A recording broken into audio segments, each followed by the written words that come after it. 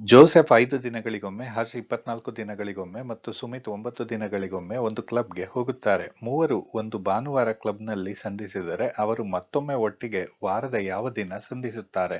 ಇದು ಕ್ಯಾಲೆಂಡರ್ ಕಾನ್ಸೆಪ್ಟ್ಗೆ ಸೇರಿದಂತ ಪ್ರಶ್ನೆಯಾಗಿದೆ. ಜೋಸೆಫ್ 5 ದಿನಗಳಿಗೊಮ್ಮೆ, ಹರ್ಷ್ 24 ದಿನಗಳಿಗೊಮ್ಮೆ ಹಾಗೂ ಸುಮಿತ್ 9 ದಿನಗಳಿಗೊಮ್ಮೆ ಕ್ಲಬ್ಗೆ ಹೋಗ್ತಾ ಇದ್ದಾರೆ.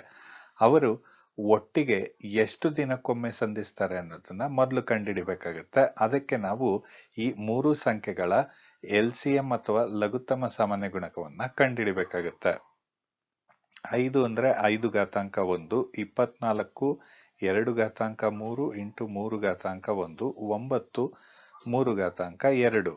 ಈಗ ಇವುಗಳ ಲಘುತ್ತಮ ಸಾಮಾನ್ಯ ಗುಣಕವು 5 ಘಾತಾಂಕ 1 ಇಂಟು 2 ಘಾತಾಂಕ 3 ಇಂಟು ಈ 3 2 ಬಾರಿ ಬಂದಿರೋದ್ರಿಂದ ಅತಿ ಹೆಚ್ಚು ಘಾತಾಂಕವನ್ನ ತೆಗೆದುಕೊಳ್ಬೇಕಾಗುತ್ತೆ.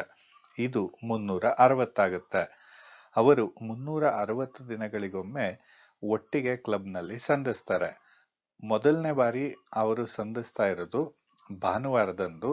ಈಗ ಭಾನುವಾರದ ನಂತರ 360ನೇ ದಿನ ಯಾವ ವಾರ ಬಂದಿರುತ್ತೆ ಅಂತ ಕಂಡುಹಿಡಿಬೇಕು. ಅದಕ್ಕೆ ನಾವು ಹೆಚ್ಚುವರಿ ದಿನಗಳು ಎಷ್ಟಿವೆ ಈ 360ರಲ್ಲಿ ಅಂತ ಕಂಡುಹಿಡಿತೇವೆ.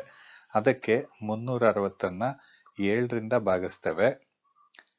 5 35 1 ಉಳಿಯುತ್ತೆ 7. ಸೊ 3 ಹೆಚ್ಚುವರಿ ದಿನಗಳು ಇವೆ. ಭಾನುವಾರ ಪ್ಲಸ್ 3 ಹೆಚ್ಚುವರಿ ದಿನ, ಭಾನುವಾರದ ನಂತರ ಸೋಮವಾರ, ಮಂಗಳವಾರ ಹಾಗೂ ಬುಧವಾರ. ಇದು 3ನೇ ಹೆಚ್ಚುವರಿ ದಿನ ಆಗುತ್ತೆ. ಅವರು ಮತ್ತೆ ಬುಧವಾರ ಸಂಧಿಸುತ್ತಾರೆ. Option B. ಧನ್ಯವಾದಗಳು. ನಿಮಗೆ ಈ ವಿಡಿಯೋ ಇಷ್ಟ ಆದಲ್ಲಿ ಲೈಕ್ ಮಾಡಿ ಮತ್ತು ನಮ್ಮ ಯೂಟ್ಯೂಬ್ ಚಾನೆಲ್ ಕಲ್ಪತರು ಕೋಚಿಂಗ್ ಕ್ಲಾಸ್